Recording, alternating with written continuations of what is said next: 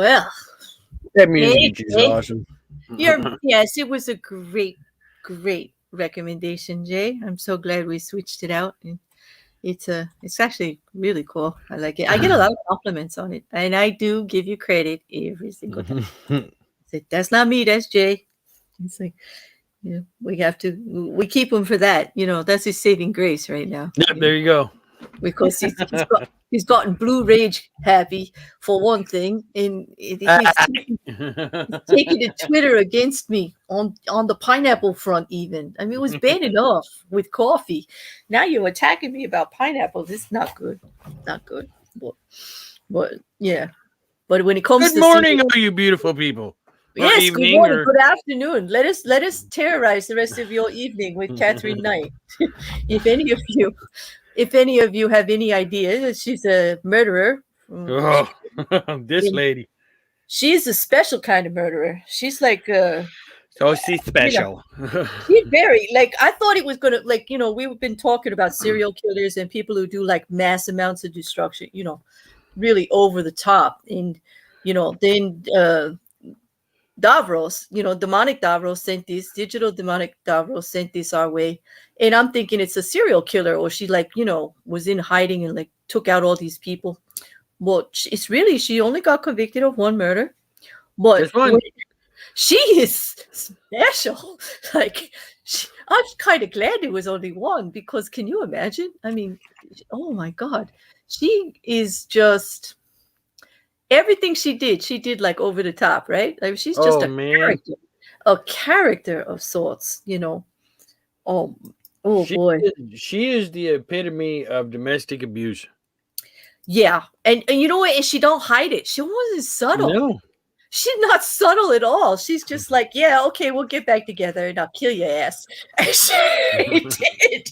I mean, she didn't hide anything, Apparently, Jay and I were just discussing this before we went live, that she was a large woman. She's tall. We can't get her height and her weight, her actual statistics. They won't even list it for us from the prison or anything. I was deep diving. Always, if they mentioned it in that documentary you watched, just let me know. But I'm looking everywhere. I can't find it. Yeah, she of the two Davids and the two Johns, only one John was bigger than her. All three of the other men were all smaller than she was. Yeah. Well, and then she's just special. She was quite violent. Terroristic, with her friends, family, with everybody. I mean, she didn't.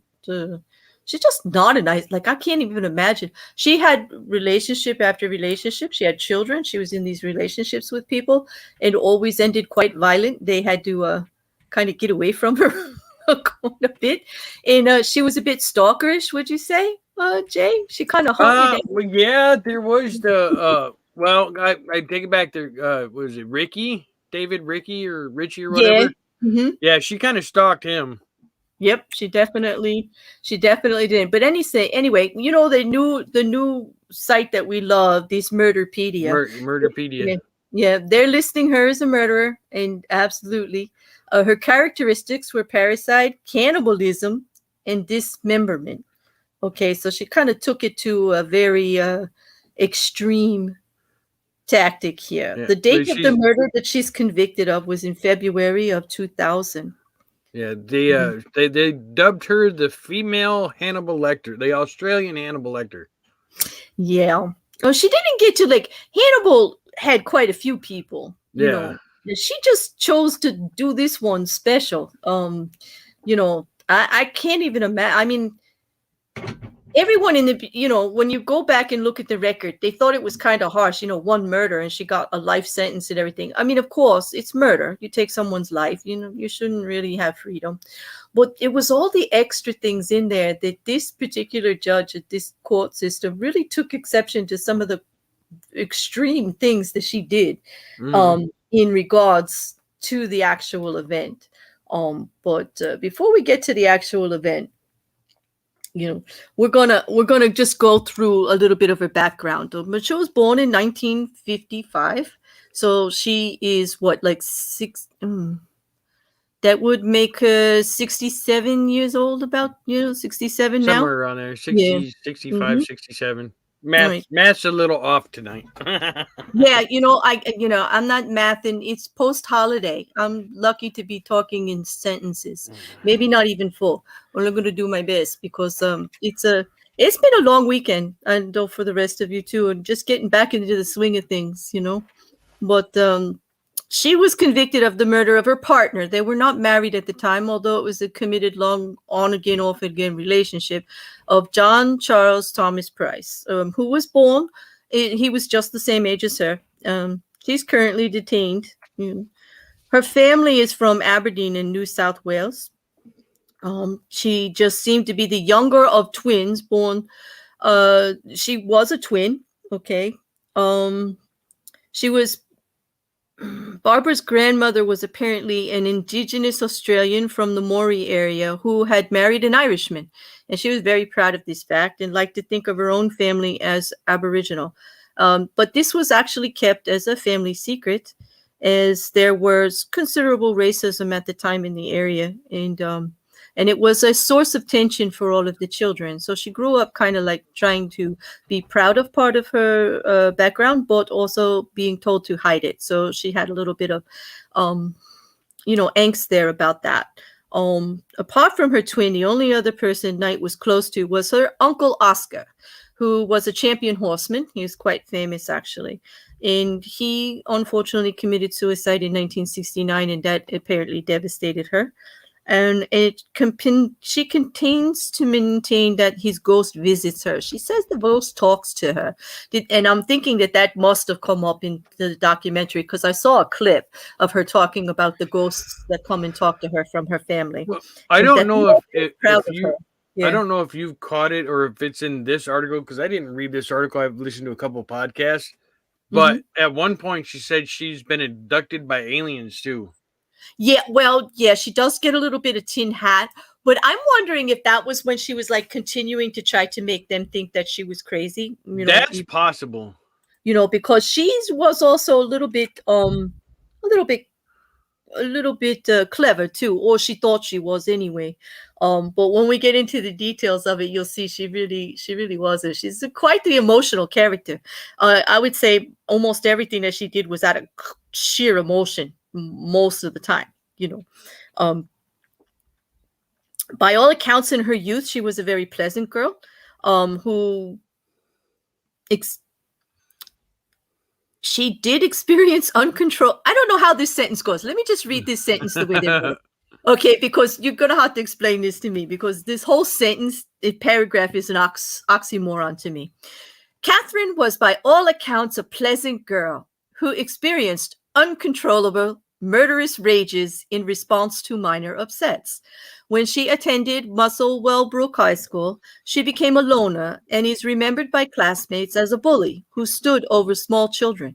She assaulted at least one boy at school with a weapon and was once injured by a teacher who was found to have acted in self-defense. By contrast, when not in a rage, Knight was a model student and often earned awards for her good behavior. But do you see what I mean? It's like she was so pleasant when she wasn't in a murderous rage. Like, this is Katherine. Like, because I can't imagine how she kept getting into these romantic relationships. She has children. These men stayed with her, then on and off again, coming back and going, forth. And they knew her. So she must be like really, really sweet. And then boom, like a light switch goes off or something. Yeah, well, I can explain that. That is what is known as borderline personality disorder. That's and if you I don't know if we'll get to it. Let me I'll do this one paragraph about school, and then you can go into that, because that is actually going to help with some of this other background on why these men were like this with her. Because that was also, until I knew that part, it was quite confusing as to why they would keep going back.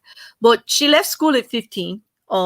She did not learn how to read and write very well. Which I did find out that was not uncommon in Australia back then. Yeah. She gained employment as a cutter in a clothing factory. 12 months after that, she left to start what she referred to as her dream job, cutting up offal at the local abattoir, from where she was quickly promoted to boning and giving her own set of butcher knives. At home, she hung the knives over her bed so that they would always be handy if I needed them. A habit she continued until her incarceration, everywhere she lived. She was very fond of dead carcasses, hides. Her whole house was decorated, from what they said, with buffalo blankets and the heads and stuffed animals and a peacock of some sort. In all of this from her job, she liked to deal with this stuff. She's fascinated by knives and the whole act of pelting, and it kind of comes into play later. But maybe you want to talk some more about her personality now that we know she's fascinated with dead things. Well, here's the thing. Borderline personality disorder affects how you feel about yourself and how you relate to others and how you behave.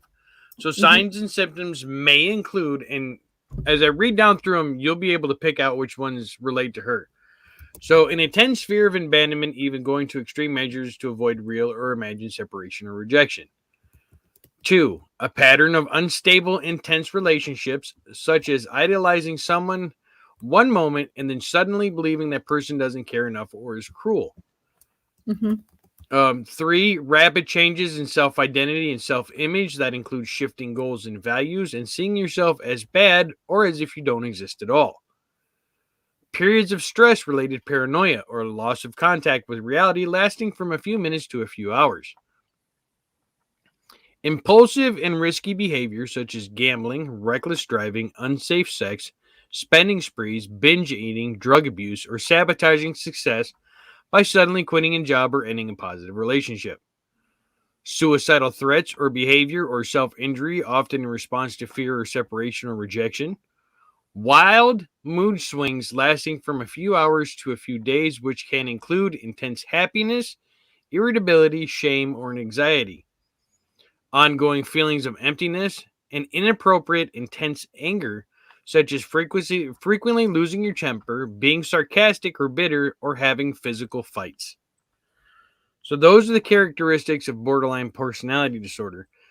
And Katherine falls into a couple of them, like the impulsive, risky behavior, the intense anger, wild mood swings.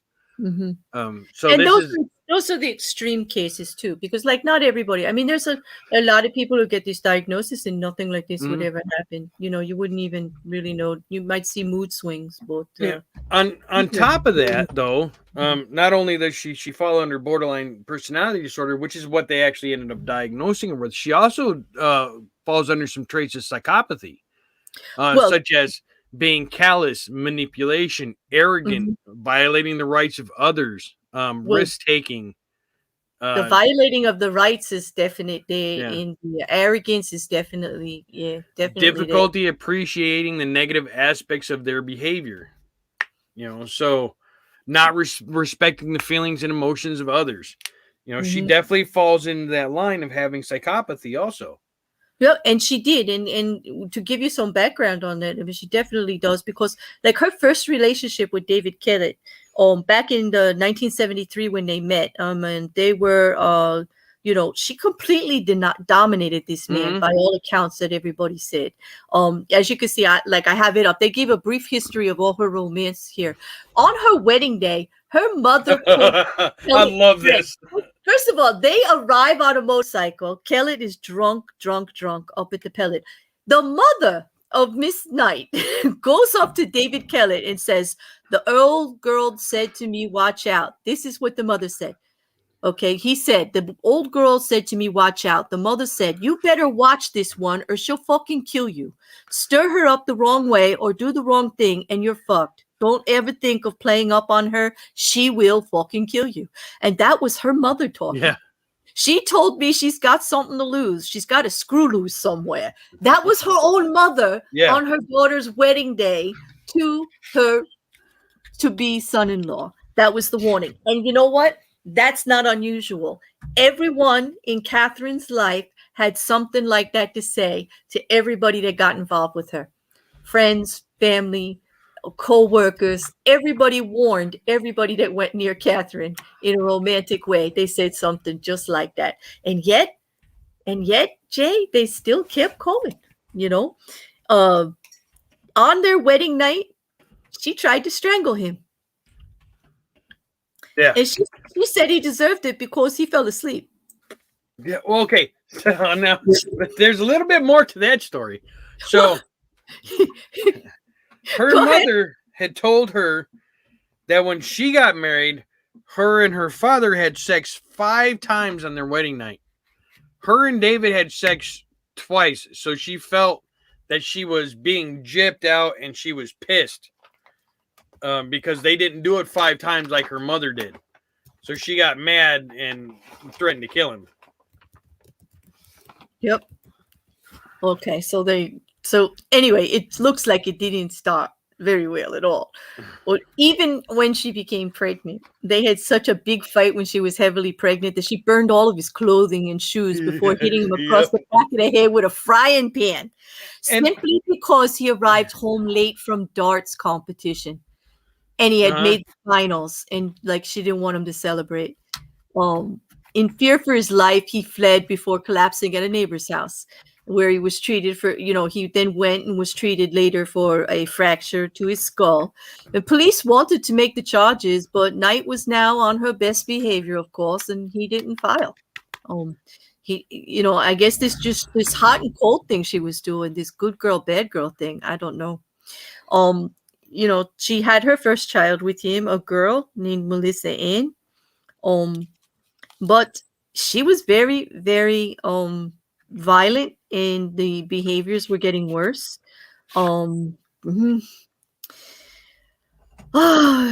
She even had some episodes with the baby, yeah. Was it this one or was it the next one with the baby No, in the train? In the first, this one is the one she got admitted for postnatal depression. Yeah, that's this one then. Of her first one. And so they were kind of giving her that, that's why she was so upset. And after she was released, she did place that baby on a railway line shortly before the train was due, and then stole an axe and went into town and threatened to kill several people on the same day. So you're right, it did have to do with the railway train, but it was after she got out from the depression. I guess she's still kind of had it. A man known in the district as Old Ted, who was foraging near the railway line, found and rescued the baby, and it was only minutes before that train was due, and Knight was arrested again and then taken back to the hospital, but apparently recovered and signed herself out the very next day. Yeah. Okay. All I have to say is, man, somebody there likes crazy, because this is all nuts. I know we kind of glossed over something earlier that I do want to bring up. Mm-hmm. Her and her knives. Now, when she got her first job at the abattoir, Mm-hmm. for those of you that don't know what that is, it's a slaughterhouse.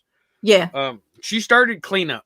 That's what she did. She did Mm-hmm. cleanup, and then eventually moved to deboning, where she got her first set of knives.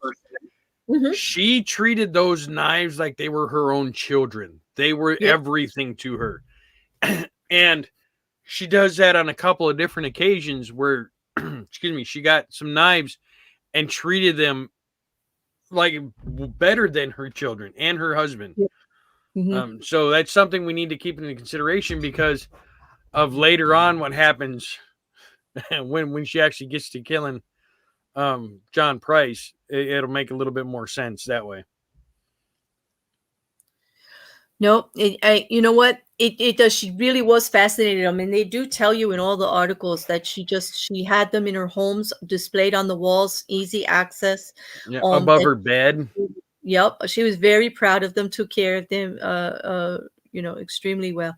She did have a second child with Mr. Kellett.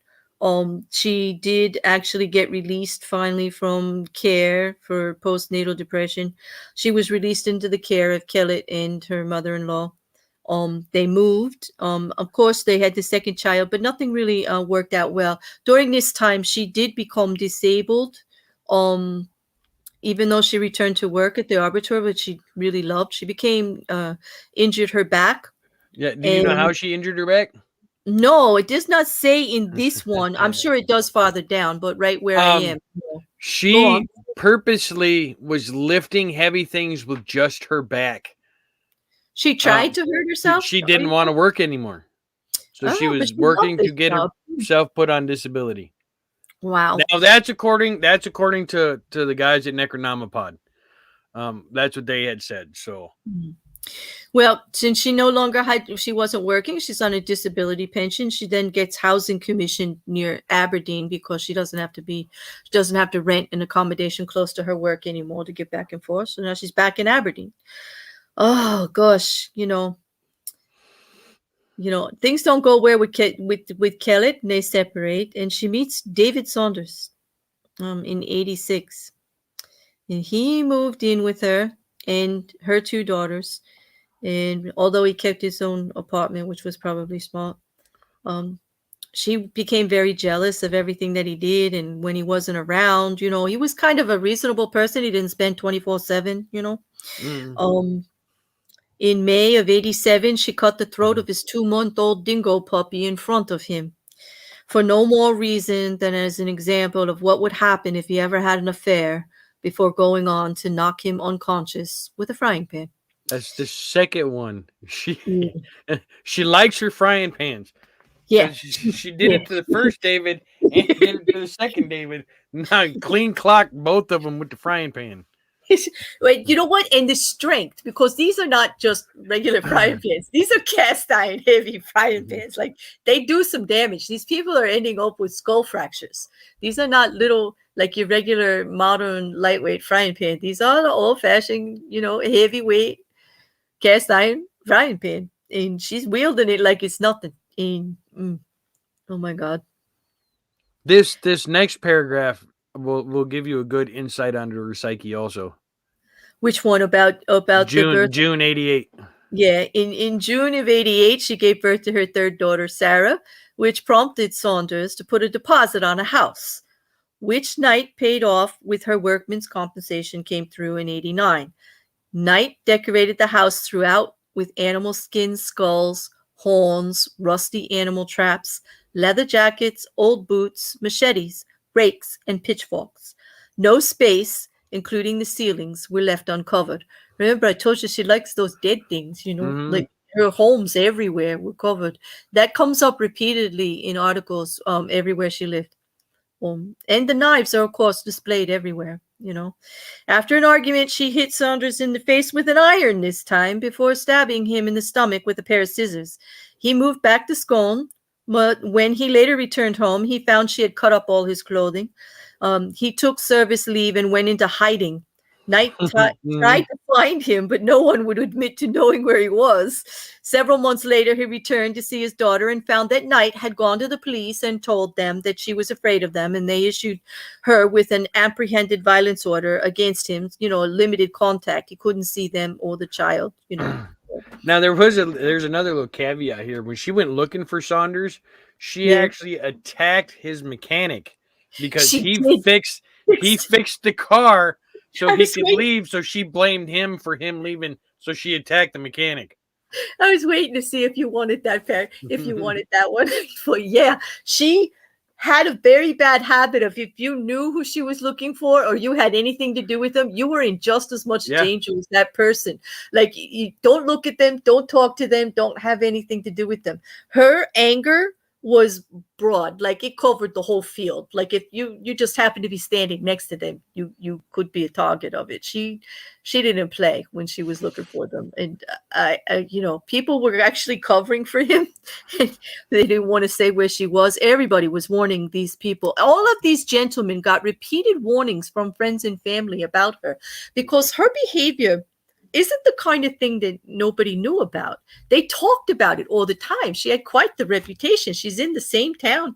Her own family is talking about it. All of her friends, all of these people's friends, everybody at work, in the bars, in the pubs, everywhere. They're all talking about it. I don't know why they thought they would be treated differently. I mean, once you got hit with the frying pan, right, Jay? Don't you think there's an iron in your future? Yeah. If she'd have Get hit hit me with a frying pan, that'd have been it. That'd have been over. There wouldn't have been no chance to her to hit me with an iron, stab me with a pair of scissors. No. with I'd have been it, like, deuces, I'm out. it kind of blows my mind, because I'm trying to think, like, it must be that the difference in, like, she must, when she was sweet, she had to be the sweetest, because obviously when she's bad, she's like the worst. I mean, she's the worst of the worst. So the other side of that coin would be, my God, she must have just been so wonderful when she was good, because I can't imagine why this is still going back every time.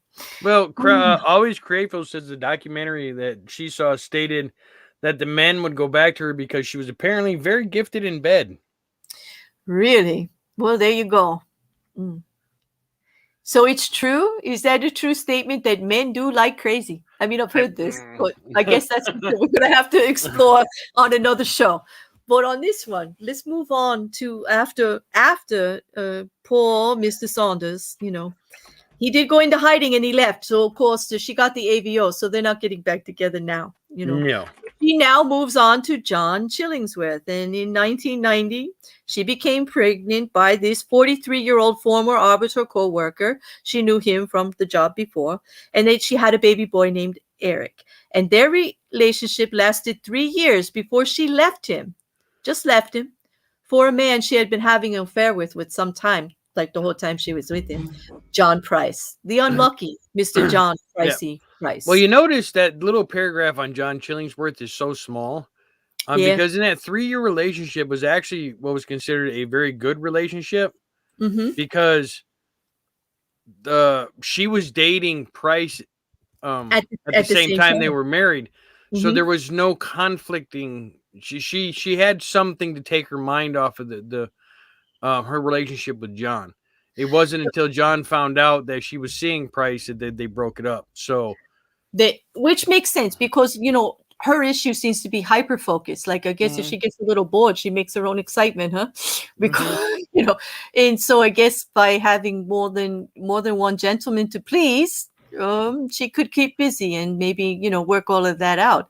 But it was not very fortunate for Mr. Price when Mr. Chillingsworth found out and left, because now there's only one. And their relationship was on and off for a long time. Yeah, he was married at the time. He had a great reputation, like a really well-known person in the area. Everybody considered, they say things like good bloke, great chap, easy to get along with. He was well liked at work. He was well liked by people in the town. He had a 2-year-old daughter that remained in custody with his ex. He had 2 older children that did live with him. Okay.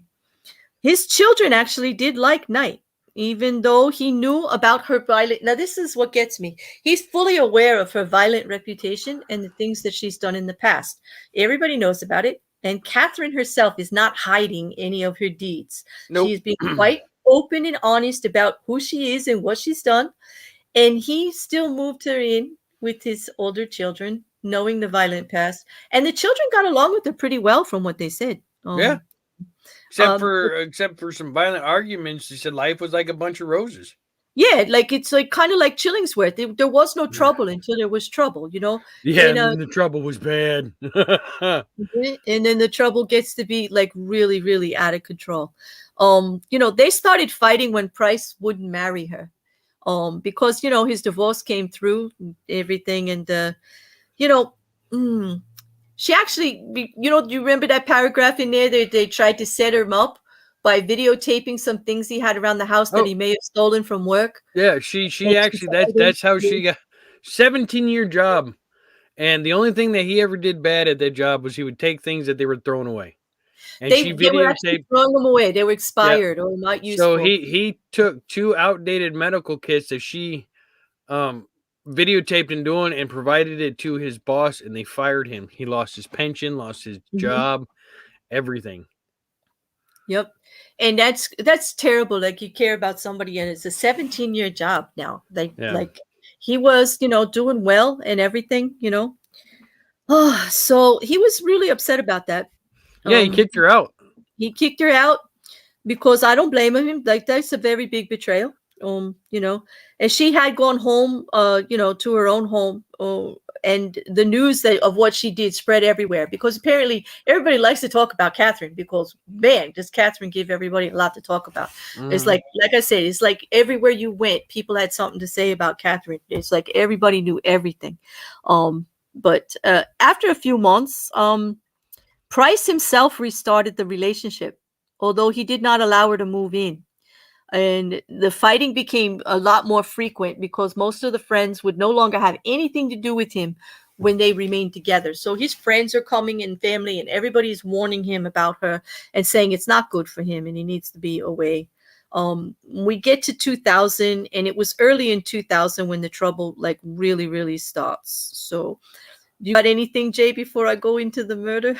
No. This is, oh wow. Okay. So I listen, I'm going to read this straight out because it's one thing for us to tell you how horrible it is. I'm going to be as kind as I can, but for those of you that get a little bit sensitive, I apologize. I'll tell you to take your leave now, or to, if you get a little uncomfortable, I got no problem. Should you tune out or go away? But I do think the facts here are pretty important to the sentencing and to why further things didn't even get considered, because we must remember that they did try to overturn this and they did try to go for an appeal. And you're going to need to know why they wouldn't grant it to her. And the actual murder is the biggest part of that reason, not only her, could we say outgoing personality, but also, the actual little bit about the murder. I'm reading the shortest version of this to get it over with quick. Okay. All right. So, and we can go into a little bit more detail as she's reading, but okay, because there are some things I want to specify. Okay. That this paragraph doesn't cover, but all right. go ahead. So you just stop me whenever you're ready to jump in. Yeah. Okay. So in February of 2000, a series of assaults on Price culminated with Knight stabbing Price in the chest. Finally fed up, he kicked her out of the house. On February 29th, he stopped at Scone Magistrates Court on his way to work and took out a restraining order to keep her away from both him and his children. That afternoon, Price told his co-workers that if he did not come to work the next day, it would be because Knight had killed him. They pleaded with him not to go home, but he told them that he believed she would kill his children if he did not. Price arrived home to find that Knight, although not there herself, had sent the children away for a sleepover at a friend's house. He then spent the evening with his neighbors before going to bed at 11 o'clock. Earlier that day, Knight had bought new black lingerie and had videotaped all her children while making comments, which have since then been interpreted as a crude type of will. So, Knight later arrived at Price's house while he was sleeping and sat watching TV for a few minutes before having a shower. She then woke Price up and they had sex, after which he fell asleep. Okay. At 6 I want to stop right there. Because one thing, and I'm going to bring this up because the guys over at Necronomicon did, the black lingerie that she bought, which I think this is kind of, she bought at a thrift shop. What? She bought the black lingerie at a thrift shop. Okay. Jay, I love you, but trying to get me to vomit before the next paragraph is not a good look. It's not, just for future reference. Just add that right there. Okay. That's a little weird. I mean, that's let's see. Like, I don't know. Okay. Yeah. So, yeah, she comes in the house and she looks around the house and she finds out that he's sleeping. So she goes in and sits down, watches a few minutes of TV, decides, I'll go up and get in the shower. So she goes up, takes a shower. Then she puts on the nasty, wakes him up, and then they have, they have intercourse, and then he falls back to sleep. And that's where the nasty comes in. Mm-hmm. So. Always is reminding us that in the report, several of the officers had to seek therapy after reading. I've seen one of the crime scene photos, and it was horrible. Okay, so all right, so now that you've grossed me out, first of all, I'm not even anywhere near as grossed out by the lingerie as I am is the fact that he was just at the police station, filed a TRO, or a restraining order, saying this woman's going to kill him, and he just climbed into bed with her right now, like right before the murder. Like he did that. Like, tell me again, Jay, that men don't like crazy. Like, this is crazy. Okay, The all right. skanky panty killer. This is going on the scale on like men really like crazy. Like that's crazy. Okay, that's kind of tripping me out a little bit. I love Savage. suck at the pickle, the skanky panty killer. Yes, exactly. And hello, Marillion. And hey, Chris. It's nice to see you here. Oh, and I pronounced something correct. It was nice of you to notice. Scone. Thank you. Yeah. Okay, I did. It is scone. Yeah.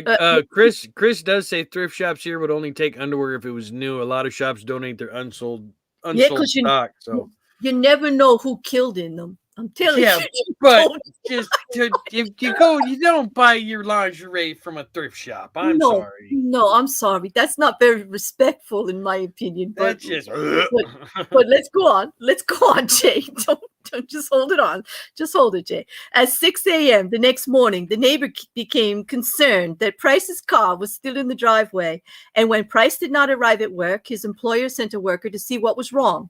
Both the neighbor and worker tried knocking on Price's bedroom window to wake him, but after noticing blood on the front door, alerted the police, who arrived at 8 a.m. Breaking down the back door, police found his body with Knight comatose from taking a large number of pills. She had stabbed Price. Found his body. Stop it, Jay. Come on, Jay. It's like, man.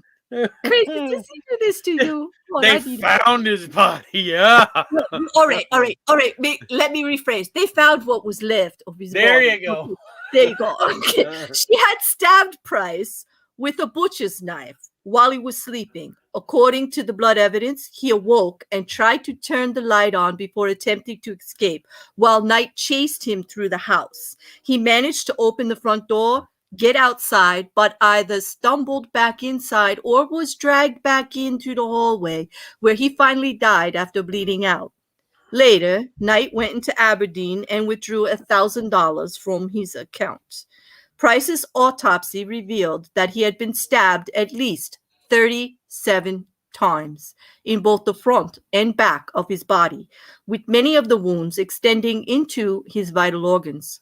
Several hours after Price had died, Knight skinned him and hung the skin from a meat hook on the architrave of the door to the lounge room.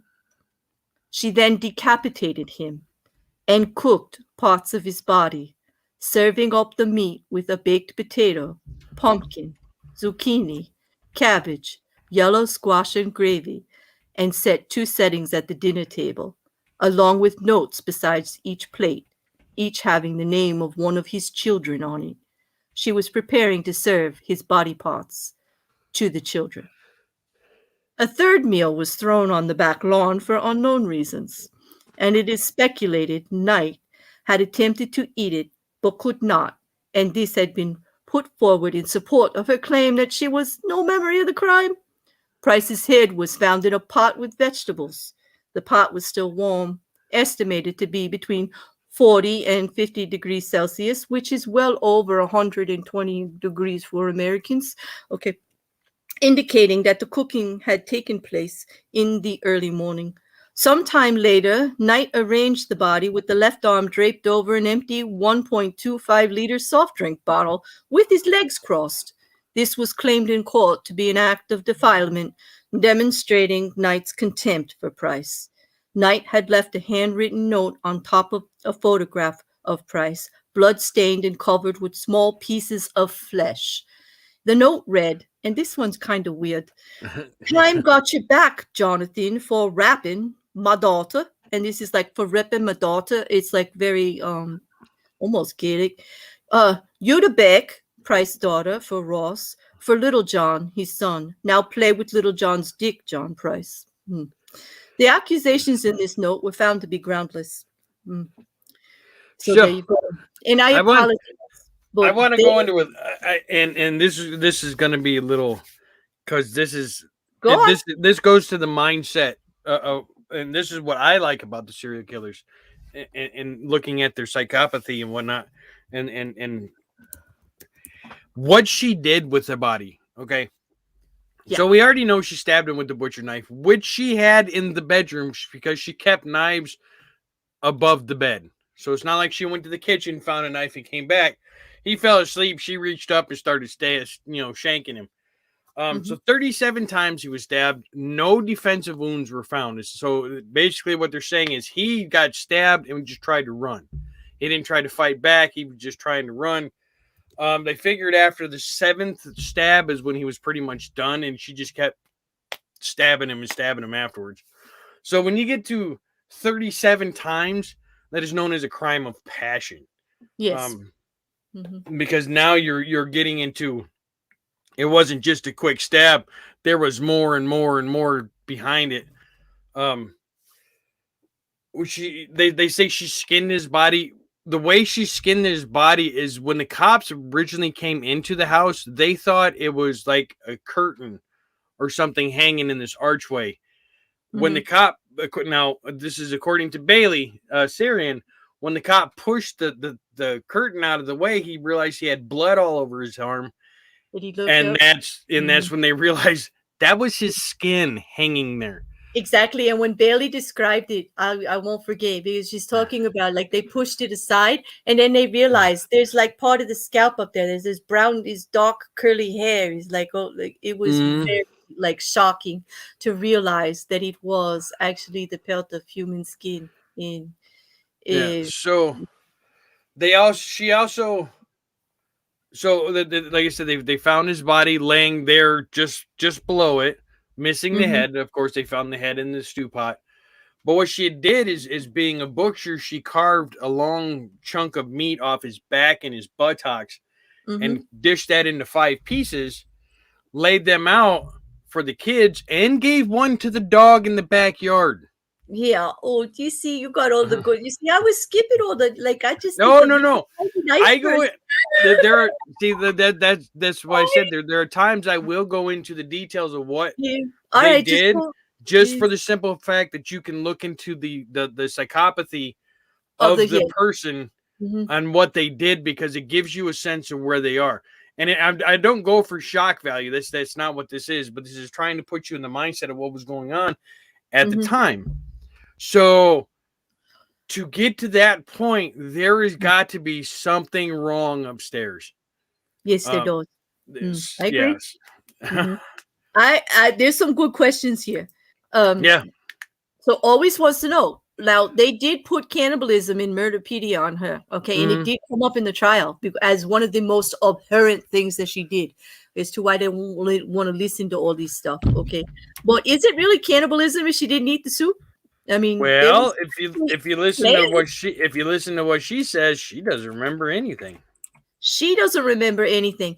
But I would think that to me, the evidence would say, and this is speculation, I'm not a lawyer, I'm not a paralegal, I'm not a psychiatrist, a therapist, anything like that. But I think since the 3rd and 4th meal, if the 3rd plate was actually tossed into the backyard in some kind of violent thing, I think she did taste it always. And he wasn't good. Yeah. Threw it out. That's my opinion. I think she did. I think she wouldn't go through all that trouble without at least trying. And I don't think she could do it. Or she was really mad at him after that because he didn't make good soup. I don't know. But this guy didn't deserve that for sure. I don't know, Anyway, Jay, so the trial. So unless there's anything more you'd like to elaborate on the scene, I think we go to the trial, which was, Well, yeah, there is something I want about the scene, because they found her in bed. Yes. And they couldn't wake her, and they found pills on the side. Now, she spent 4 days in a coma. Yep. Now, from what you were saying, see, I didn't hear the amount, but you said she took a prescribed amount of whatever the drug was? According to the trial, what they are saying in the trial transcripts, especially during the appeal and everything like that, they tried to use the attempted suicide as evidence as to why the appeal should be granted that she was not in the right state of mind, and she didn't know what was going on, and she was suicidal, this and that. She was obviously depressed. And it came to light during there that they used the counter evidence of it was prescribed medication that she knew about. It was taken in the dosages not very much more than what she would normally take anyway. And there was not a sufficient amount in her body to be caused any kind of ill effect whatsoever, and that she was fully aware of it. And so they proved her knowledge of the drug, her having the drug available and taking it on a regular basis, all of this information against her, as far as the suicide attempt, that the suicide attempt was just in fulfilling the prophecy. I mean, there are quite a few quotes throughout the trial of her saying how she would kill John. Oh yeah, Would that's kill where they him, get and then she the loved him so much that when she killed him, she would try to commit suicide. that's where they got So, to get the premeditation from. because I mean, there was at least, oh God, there'd be like 20 quotes. I mean, quote unquotes from neighbors, family, friends, co-workers, her own parent, her own family coming up with the quotes, against her. But yeah, the medication was not enough, and it was not going to kill her. And they're saying she knew that that medication was not going to kill her, no matter what. So, um, that's what that's the only part that went to that, as far as whether she actually was committing suicide. Also, a strong-willed person like that, whenever asked, and even the psychiatrist would agree that she was not suicidal at any time. She could not have done what she did, acted the way she did the days before, in full control, dominating people, and to be in such a depressive, suicidal state. This is what they were using against her also. But she was very determined to have her way. So, there's on that part.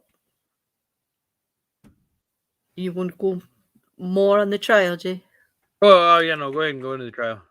I know you're reading. I can hear. I can hear you reading. I can hear you reading. Okay. So, all right.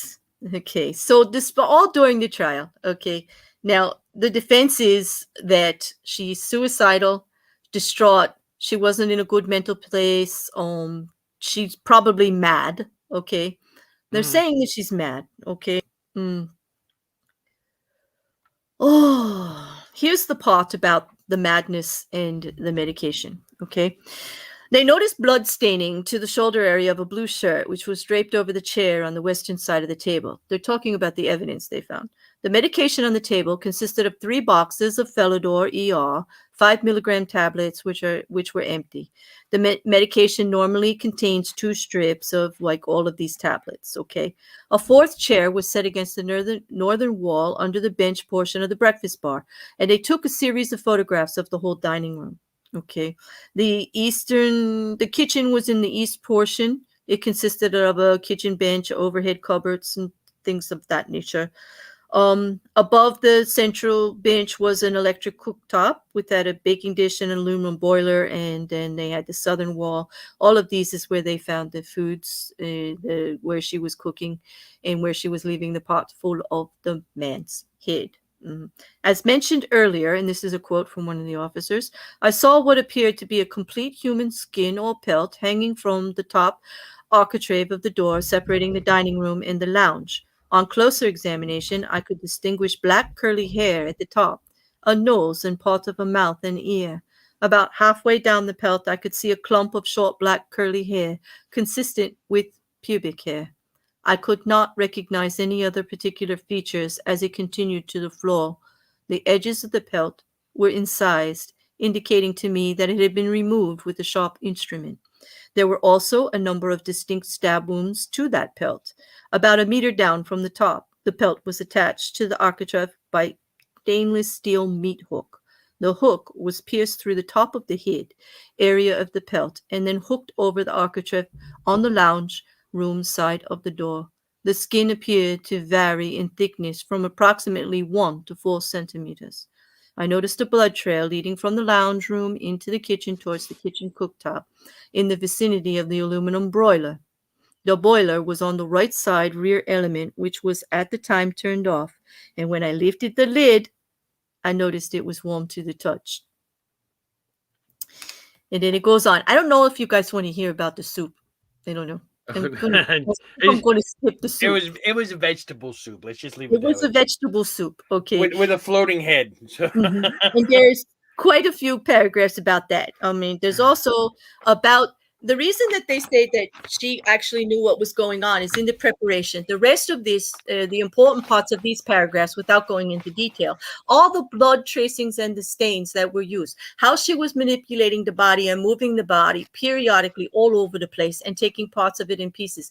There was not erratic movement. There was not what they would classify as chaos, Jay. It was all just disorganization.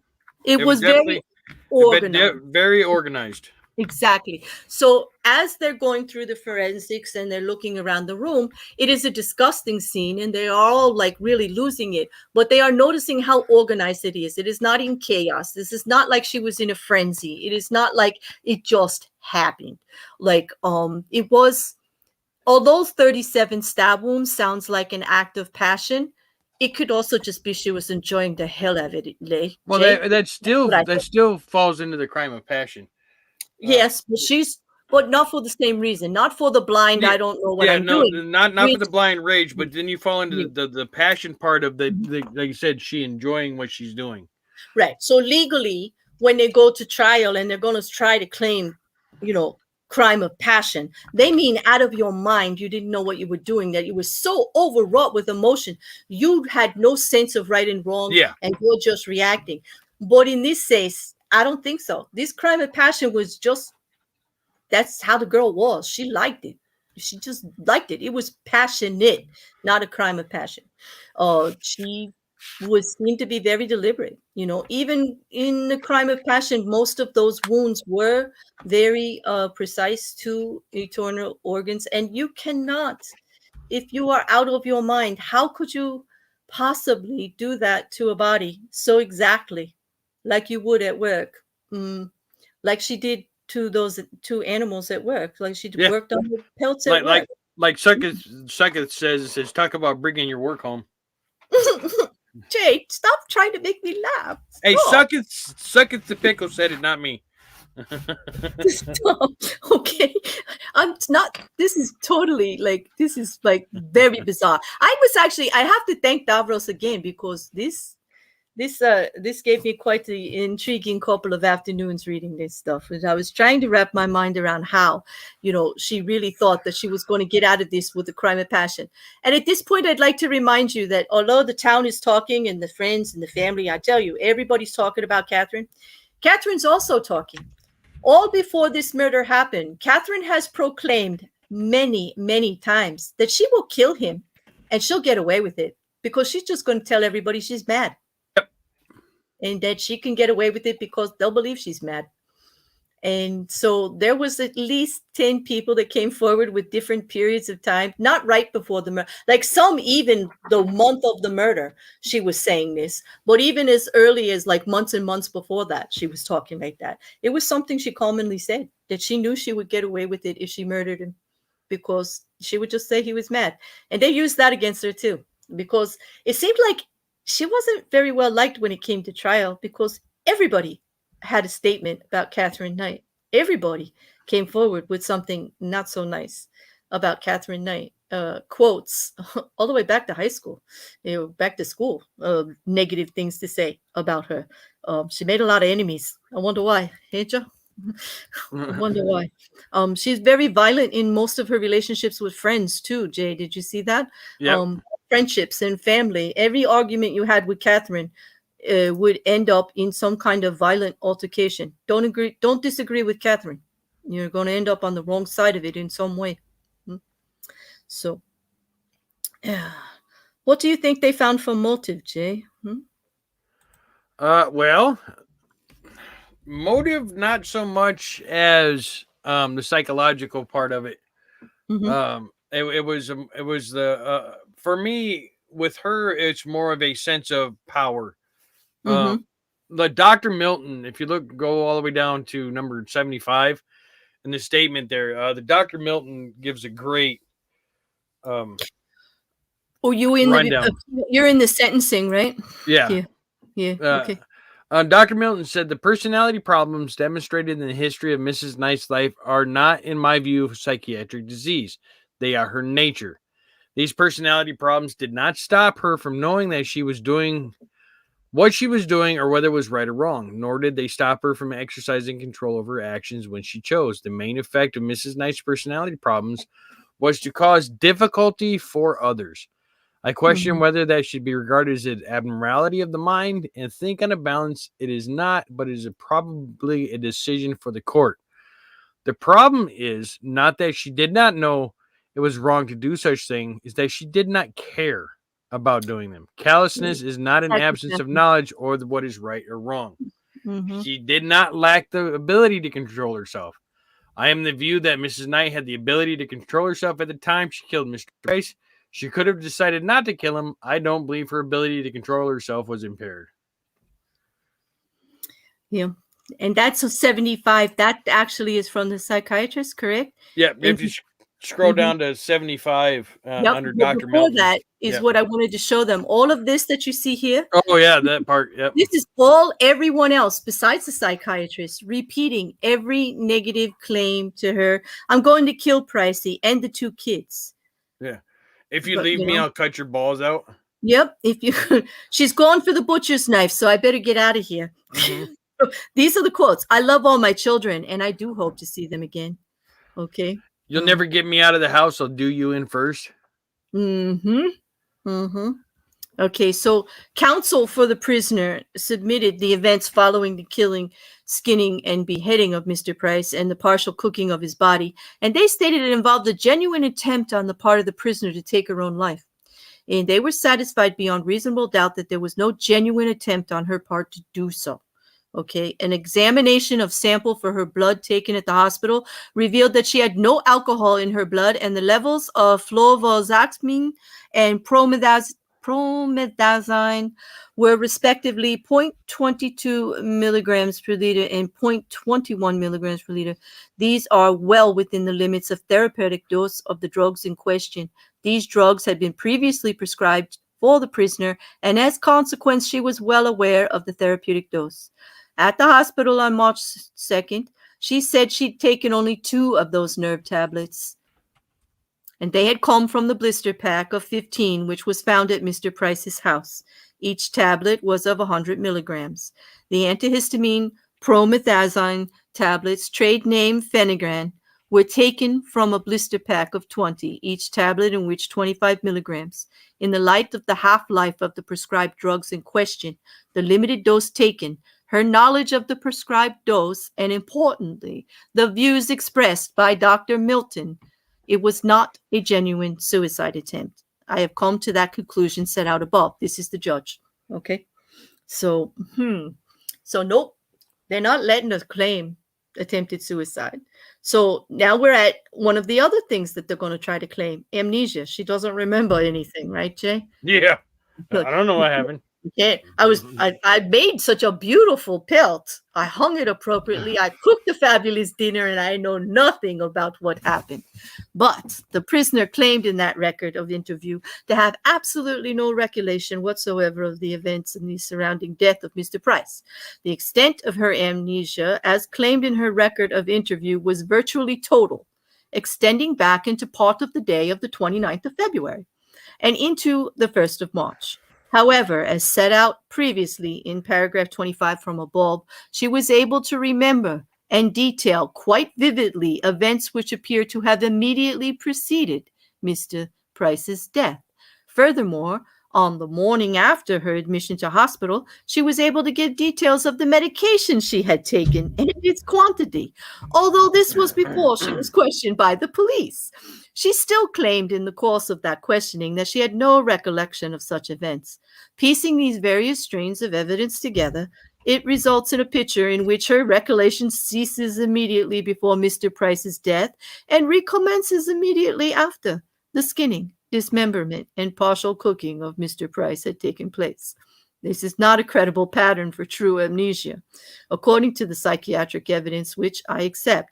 Moreover, during the time of which she claims to have no recollection, she performed a number of tasks that required a steady hand, the application of skill, and an understanding of driving a motor vehicle and of operating an automatic teller machine. Remember, she drove to take $1,000 out of his bank.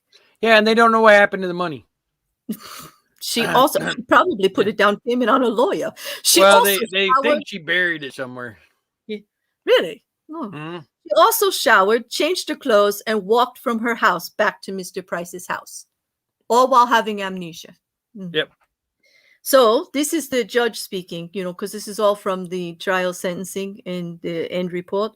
I do not believe the prisoner's statement as to her claimed amnesia for reasons set out above and are further dealt with in the course of examining the medical evidence. I am satisfied beyond reasonable doubt that she has much more recollection than she has claimed, and that her claimed extent of amnesia is convenient for her both emotionally and litigiously.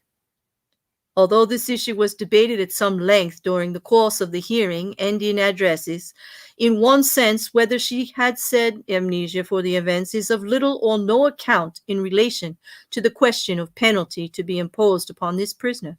Whether she remembers the events or not, they are horrendous. Whether she remembers the events or not, they were premeditated.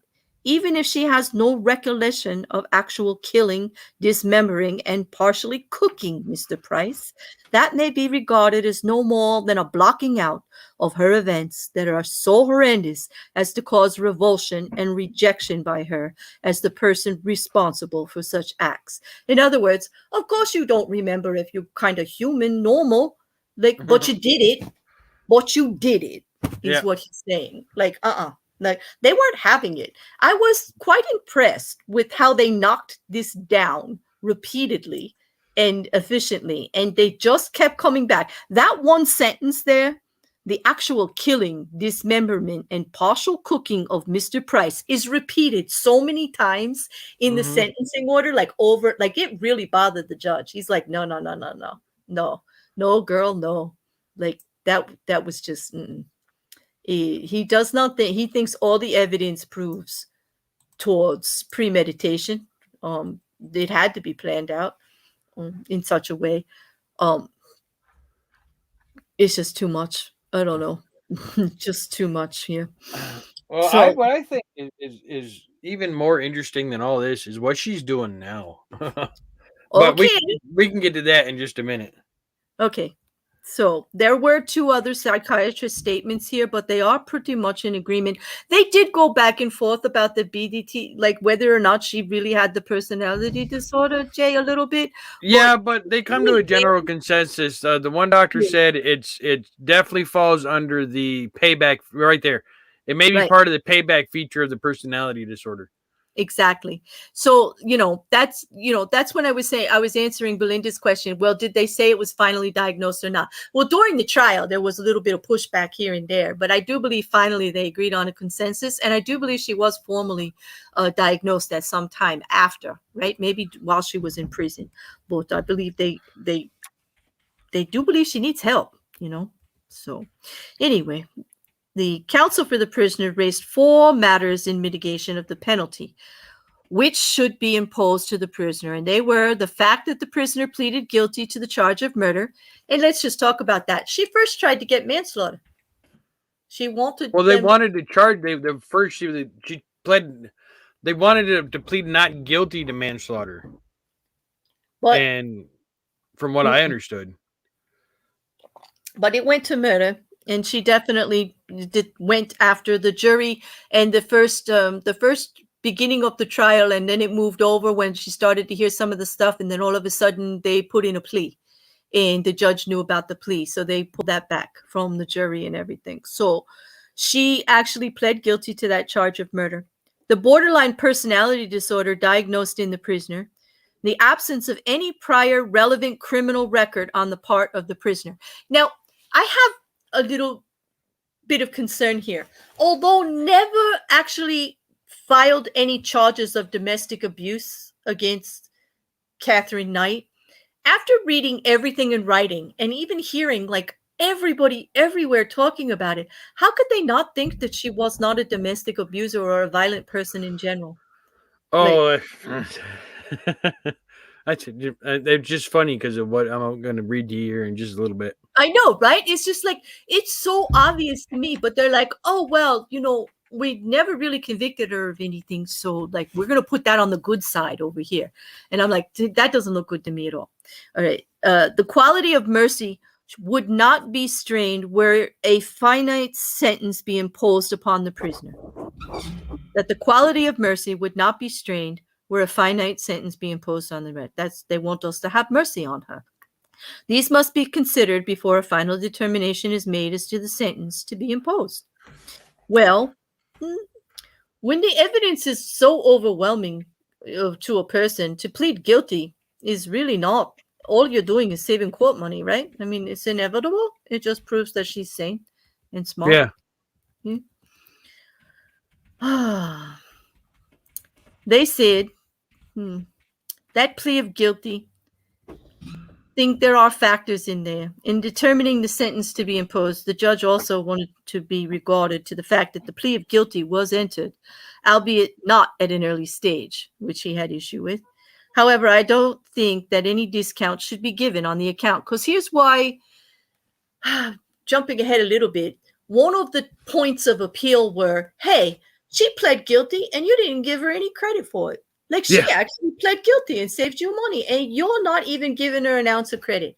But before that even happens, the judge addressed it here, which was very smart. Like, I'm very impressed with how this judge laid out and protected himself all throughout. He took time through all the bones of the sentencing to say why exactly he was doing what he was doing, and what precedents and what actual cases actually supported what he was doing. He was very careful because he knew, I get the feeling, and this is only, speculation, because this is what I like to do. This is what I love about the legal stuff, about these crazy ass killers. And this one's crazy, Jay. She crazy. But it's so satisfying for me to see the law step up and go, oh, hell no, girl. No, you don't. No. Okay. And we're not letting you get away with it. And we don't care what you say. And you can try to twist the system all you want, but it ain't going to work, because this judge was smart.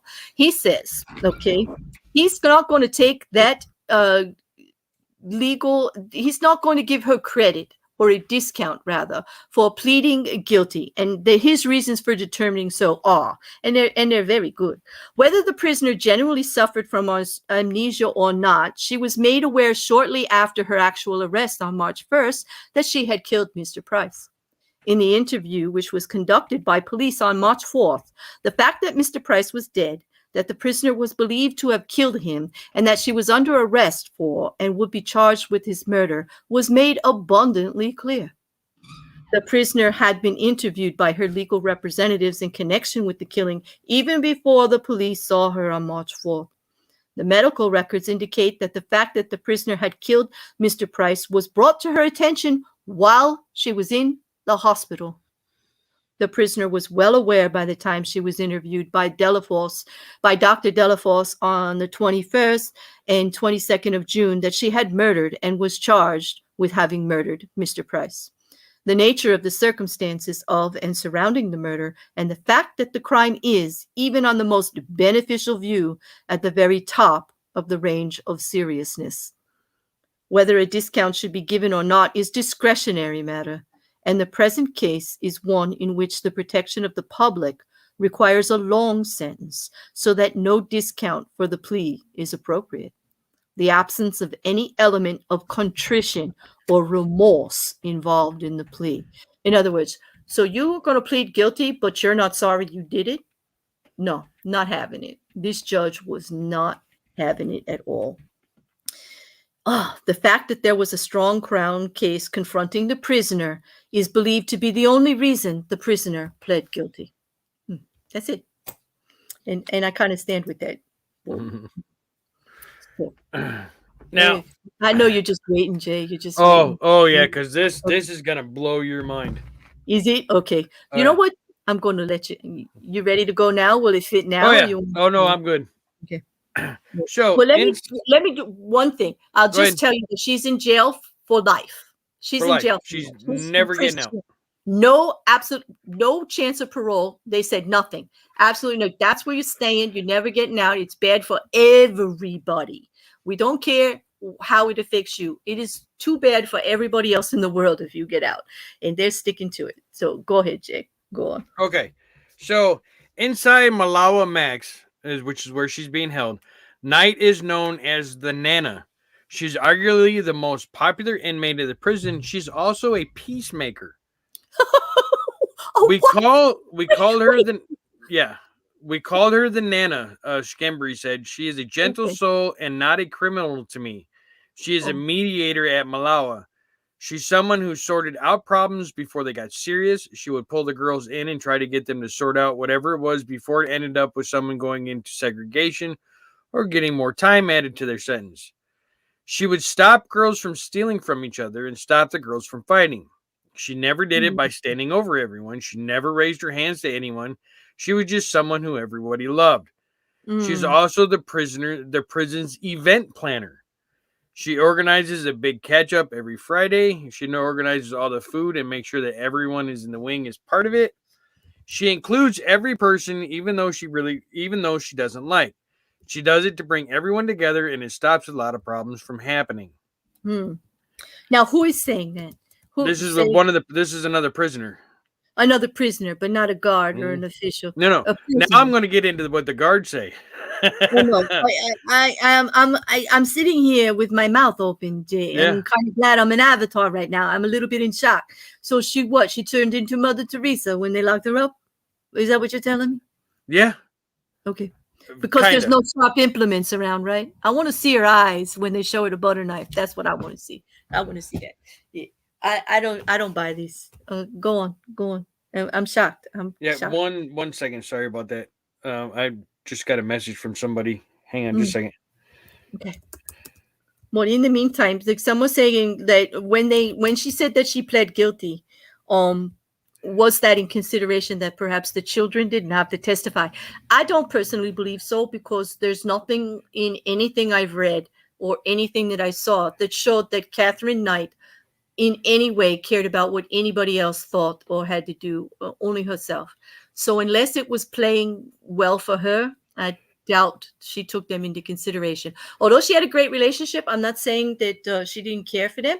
She has children that, they were cleaned and dressed and well fed, and she did take care of them. I'm not going to say she don't love her children. I'm just going to say she's a bit of a psychopath and not really normal for them to put other people first, especially in a situation like this. I don't really think that was the reason. And I didn't see any statement along there that she said so anywhere, but I could have missed it if anybody else did. Sorry about that. It was a message from a guy I used to work with just out of the blue. Mm-hmm. So, Oh, he okay. didn't So, happen to know Catherine, did he? no. Yeah, it was just one of them right out of the blue. It's like, hey, I'm like, oh, crap.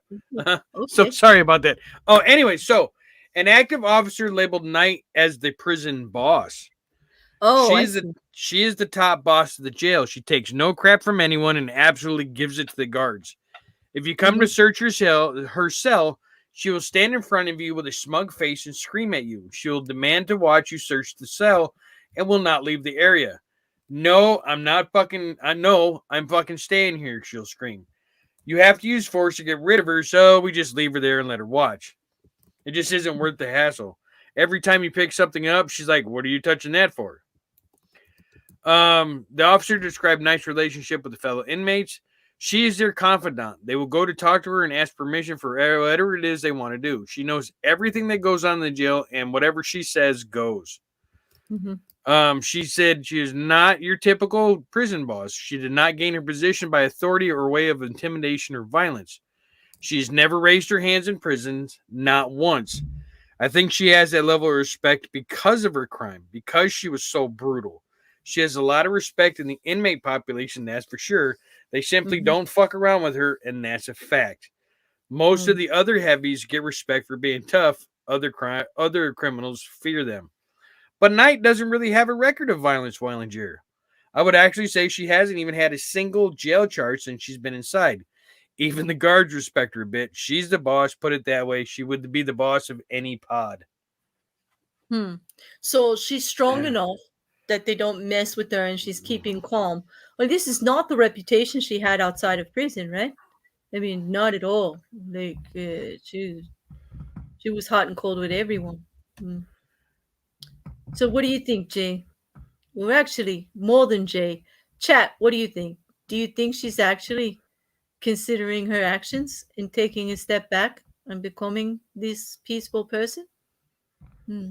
Maybe some inner reflection because she has no choice, no way to get out. No, and I will tell you why I think that. I think it's because she has no male figure to beat around. Jay, you took the words right out from my gaping open mouth here in shock. Yeah. I think it Well, has mm, absolutely she has no male figure to dominate.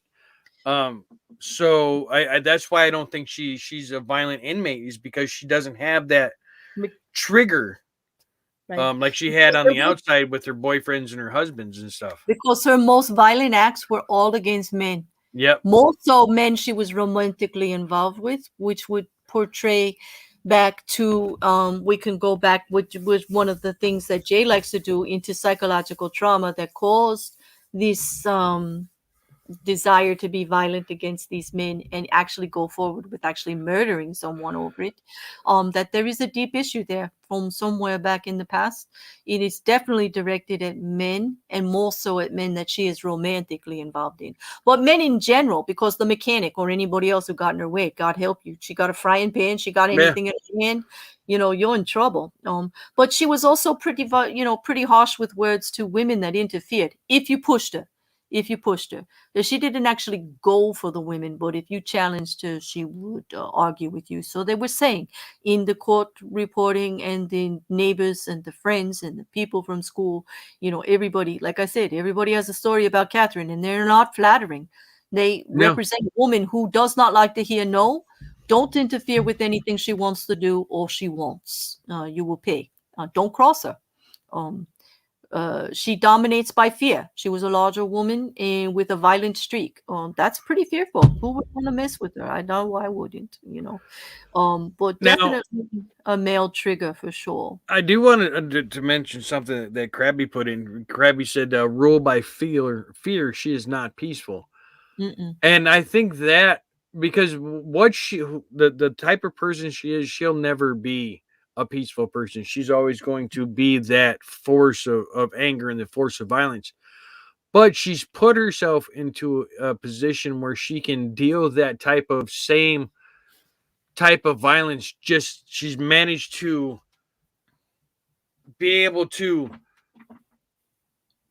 um navigate it in a different sense of the word. But when she was on the outside, it was the fear and the physical attacks. Mm-hmm. On the inside, it's more the psychological, the pushing, the I'm the big boss, you don't fuck with me type of thing. Uh Exactly. In a so yeah. quiet way, like because of her presence. After all, we're talking Mhm. about a larger woman with strong presence, and she has the whole history of what she did. That's a horrible story. Yeah.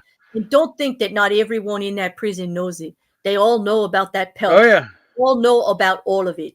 They know it's whispered all the way out. So she has this whole horrible story about what she's capable coming in there behind her. She doesn't have to do anything but sit there with her big self in her quietness and that big Yeah. story, and she could wield some amazing power against Yeah. anybody. That Because I that would, art I'd be that like, art "What do you want? What do you yeah. want?" That article I read also states that she works from 8 a.m. to 1 p.m. every day, and what she does is she puts headphones together. So those headphones, them cheap headphones you get on airplane Yes. flights, Oh that's yeah. what she does all day long. Okay. And they Okay. have 4 guards watching her at all times when she does Okay. that. So that alone tells me, okay, that is more than just her history behind her. So no Mm-hmm. matter what they're telling you about this peaceable person thing, if they've got 4 guards on her while she's working and she's been there for now a while, I'm sorry. No, no, no, no. This is not a peaceful person. They've got concerns. I bet you they see the glint in her eye every time she sees the silverware. I'm telling you, they see it. They have to be able to see it. 4 guards, Jay. Come on, four Yeah. guards while she's doing work duty. Yep. Come on. She works from 8 to 1 every day. Then she goes has lunch, and then she goes back to her cell. And in her cell, now see, here's the difference. This is gonna blow the Americans' minds.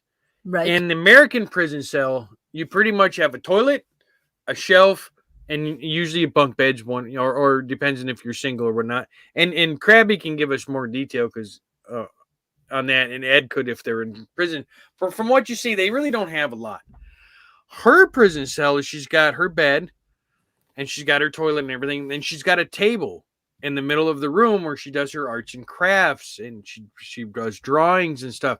She's got stacks and stacks of blankets that she's made. Mm-hmm. She's got stacks and stacks of wool that she creates these blankets and these crochets all these things. So when you actually look at the prison cells from this prison, Mm-hmm. it doesn't look. It reminds me more of the barracks from a military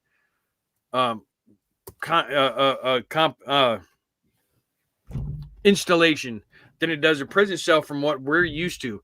Now, I have also noticed that. So they moved her to Molalawa because I saw she was in Silverwood. So that was the article. Yeah, I thought she was in Silver whatever, but the article, Silverwater Women's. Right, that's what I was getting. But if they moved her to Molalawa, they could have. But like I said, that was that article that I read where she was the model prisoner and everything said she was in Malawi. Chris says he thought that was a prison usually for prisoners awaiting trial. Right. So then that might have been because of the appeal, but I would expect that she's okay. So thank you, Hereticals. It is the same place. Okay, it is. All right, thank you. Okay. It's the same place. We don't know because we're not Australian. We need our mates to help us out with this. Thank you, Chris. But from what I understand, she'll be there. She's in the max secure wing. She's in a single person cell all the way in the corner of the wing.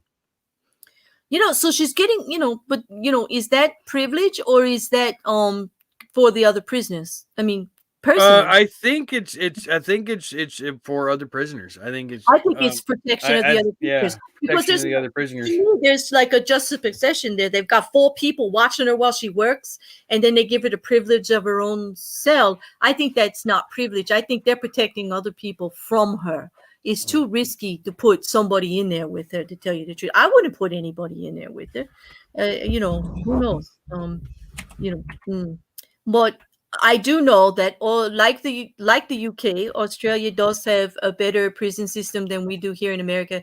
It is, if you're in prison here, you're going to get messed up. I mean, there's just psychologically, physically, you're just going to get messed up. You don't get treated as decently. And I'm not saying they treat you like you didn't do anything wrong. They do. They actually hold you accountable for everything, but they do give you the basic needs of, space and food and some mental stability while you're in prison in some foreign countries, like Australia and the United Kingdom, from what I've seen in comparison and what I've read in comparison to the legal briefs and sentencings and the things that happen afterwards. What do you I think it would be horrible here for her. Do you, Jay? I mean, it would be like I don't know. I think she would. I think she would be. She would end up being challenged a lot, I think. Here, and I think definitely. She would definitely may have ended up in what they call like solo confinement, which is also like a windowless cell. It's like the worst of the worst. It's just. I think if she was here, she would definitely be put into a. She'd have to be segregated at some point because either she would either always be fighting for dominance or being attacked for dominance. Yeah. Now, from my understanding of things, like I said, I've never been there. I don't know the inner dynamics. I haven't really studied too much. It's just from what I. Well, like always says, she's getting her ego fed in prison by being a leader among other prisoners, which is what she was doing against the male, right? Whenever they pushed on her, she was fighting for dominance at all times. And she chose to do it physically, which in a male-female dynamic, that's really, she really feels pretty strongly about it. If she hit them in the head with an iron frying pan, for Christ's sake, she totally wanted dominance. She wants to be in charge all the time. And so I think there's some credence to this always that, she may be calm now because her ego is being fed enough that she has enough control of the situation. The people are looking at her in fear because of the history. Yeah. And Go ahead and share that. I want to show everybody this picture here real quick. This is her in her prison cell. that looks like somebody's bedroom. Yeah. This would not happen in the United States. I mean, if anybody here is from the United States, you see that picture, that does not look like a prison here in the United States. It might look like one of those what we call white crime places, where they put them when they've only like stole a couple of bucks or something, and they got to do like 6 months, and they just have to stay there while they do work duty. Yeah. Is that her free, or is that her mom? This is the part of the kitchen that she is not allowed. She is prohibited from going into the kitchen. No, because look at the size of that pot. Wait. Yeah. That pot is head size. No. Well, you had to think about the knives and everything else that's in there. No. Yeah, all right, they're definitely. This is what she looks like for everybody that didn't know what she looked like. Right. That is so. Yeah, and then this is John Price. Yes, well, it was. Or was, yeah. He now has this picture is when he still had his head. Poor guy. I mean, I don't mean to make light, but God, he did not deserve what happened. She does seem robust and happy, in pictures of her. She's always smiling. But I don't really think this you really shocked me with that peacemaker stuff, Jay. Thank you. Well, I don't believe it at all. I really don't. Yeah, I'm having a hard time with it. It's like even Ellie says, no way. She likes to dominate, and she's doing just that. She's the Red Queen, running her court of cards in that joint. I can't argue with you there, Chris. Excuse me. Chris said that's not a usual prison room. No, that's not what they look like. Okay, that makes me feel a little bit better because that looked a little too cozy. Krabby says long-timers and lifers in women's prisons do get more room and more stuff, again, to keep them occupied and not fighting constantly. Oh, well, I can understand that if it makes the job easier for the prison themselves, as long as it's not like, just for them. You say, Chris says a lot of women in prison are there for issues related to the men in their lives. She would be a hero for a lot of those women. Yeah. That is unfortunately true. I could see that. And I could see why I could see why they're putting that title on her. I just don't believe she's owning it and doing it. I think they're putting it on her because she's not causing any trouble right now. But I don't think they're not worried about it. I really don't. It's So nowhere in Australia has the death penalty? Belinda's, because somebody asked if there was a Suck at the Pixel asked if there was a death penalty in Australia, and Belinda says no, there's no death penalty. Yeah, well, Belinda also says that she doesn't know about Silverwater, but mental health care in prison isn't great there. And she'd say that she's probably medicated too. I know in the UK they offer some mental health. I don't know about Australia. I just know it's really hard and it's not like across the board. It has to be something really. And Chris says absolutely there is no death penalty in Australia. He put the whole continent down. So I'd go with Chris, our historian. I'm not going to doubt him at all. Well, I didn't doubt Belinda. I just wanted to. I had heard somewhere that one of the states still had it, like Northern Territory. I thought.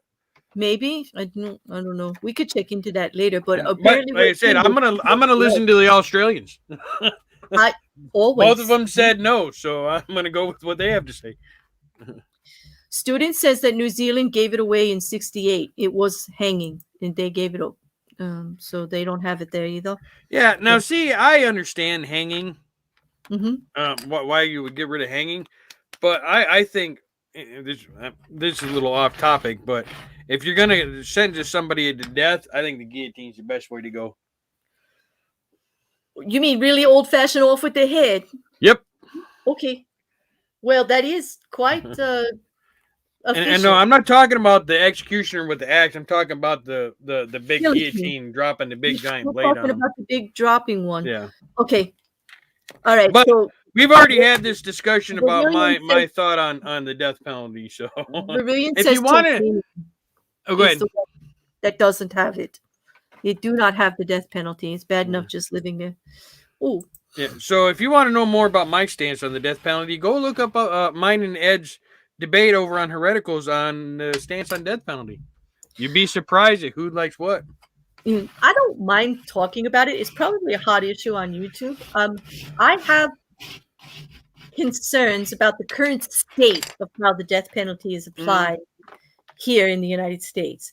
I'm not saying that there are not horrific cases that are probably very appropriate to it. I'm not saying I'm actually think that no one should ever have the death penalty. I just know we're ill-equipped the way the law stands now and the skirts around it to make it across the board fair. And as long as innocent people can be put to death, I'm going to have to say no. So like right now, it's too risky. There are people that haven't even gotten DNA tested that are getting put on death row. And there might be evidence that can clear them. And we are actually finding people that are cleared later after being executed. And that's untenable to me. Like that shouldn't happen. Now, see, so the system has to be fixed first. I won't get into it too much because, like I said, I did a whole debate against Ed on it. My stance is I am 100% behind the death penalty as long as we know 100% that they are guilty. If there's any kind of doubt, then no. So, right. But I do go into more detail in the debate, but that's basically in a nutshell. But it is tough because, I mean, there are horrendous things that happen, and I'm not going to deny that they don't. And I can understand many people wanting it in place. I just think it has to be done properly. And I think we missed the mark. Something happened to the system in the way that we wanted to do it. It's not working properly. It is not sufficient the way that it's working now. Too many errors are happening. Yeah. And when errors happen, innocent people die. And that should not be. Innocent people cannot die. We are supposed to be a country of truth and justice. You're supposed to, everybody is innocent until proven guilty. Well, sometimes you get proven guilty and you're still not guilty. And there are other methods that come into play that you can prove it. And I'm not talking about just technicalities. I'm talking about true evidence that we have backlogs of DNA, backlogs of forensic science that have not been tested yet for these people because they're already committed and we don't want to put the money into it, We've already committed they're guilty, but they could be innocent. I don't want to see people die that are not guilty, period. It does cost a lot of money. This is part of the issue. It costs a lot of money when you have a death row prisoner to keep them on death row. You're paying for them the whole time. I get it. Chris says only for people who either do things or to kill kids. I get it, Chris. That's my main issue too. I get it. Well, that's off topic. What we did an hour and a half with this killer. Thank you, Australia, for giving me a fascinating killer on here that was just dripping with absolute perfect. I have to commend you on your legal system there for killers. The way that judge, I don't know if it's like that with all of your cases, but I'm going to look into more murder cases because that judge was on it. He was ready for the appeal. He was ready for all of it. I really enjoyed that very much, just on the legal end of it. Not so much what she did, goes a little much. But man, is it a good story, right, Jay? I mean, many books are being written, many screenplays about this. She's definitely making her mark on the world. That article that I was reading about her, it was actually from a book called Green is the New Black. And it's about her. Is it about her? Okay. I'd be interested. Like, I know some people were saying in the chat, I know always was that there were documentaries. I believe that Gretchen had mentioned a series or a movie that was being done that was based on her that she had just seen. There's many, like, this is a very fascinating story. Chris says any future cases in Australia, let him know and he'll get you the trial judgments from the legal database. That's her bread and butter. Chris, oh my God. You just said the magic words, dude. Just link me, dude. Link me. Oh my God. I have the UK one, like I can search some of the fancy ones, but yeah.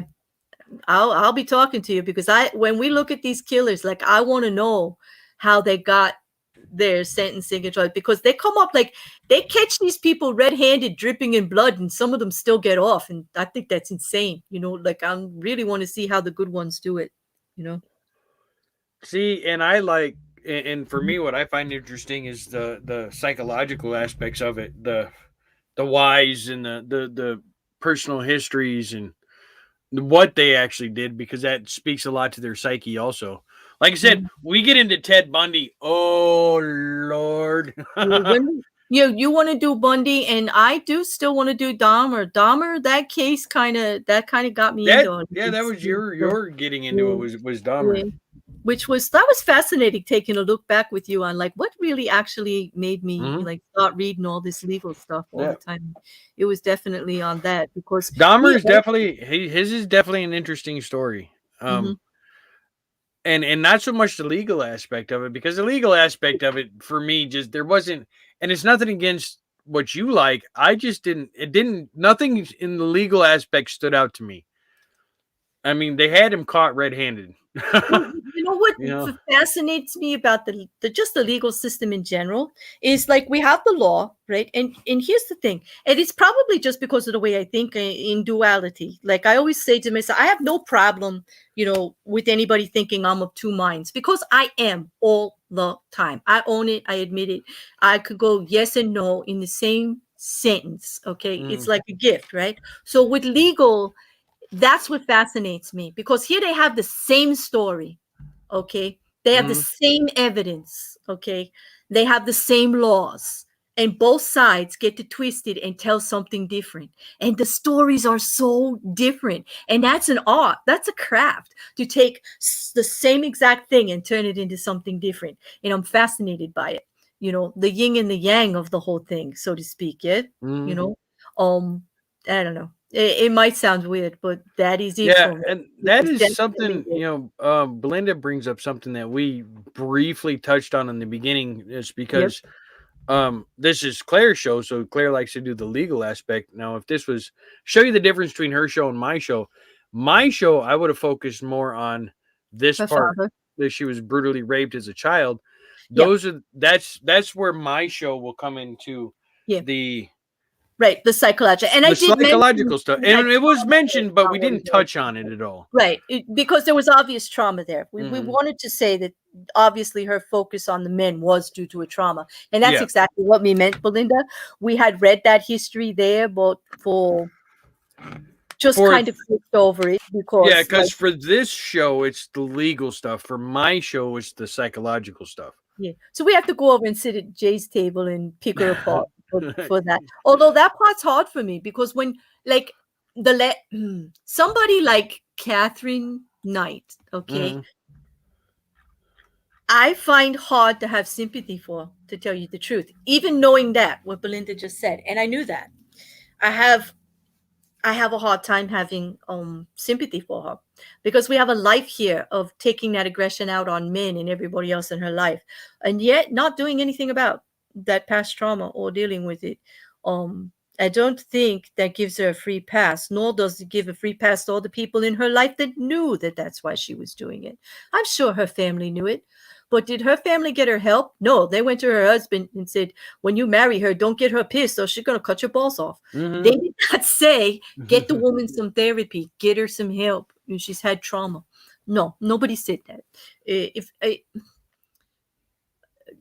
I think Catherine, there's no way you can act like that, and then there's no way you could have a life like this and not know that there's something off with you, that you need to look at things a little bit differently. So Chris said, message him your email and I he'll see send you it. the I see it. judgment.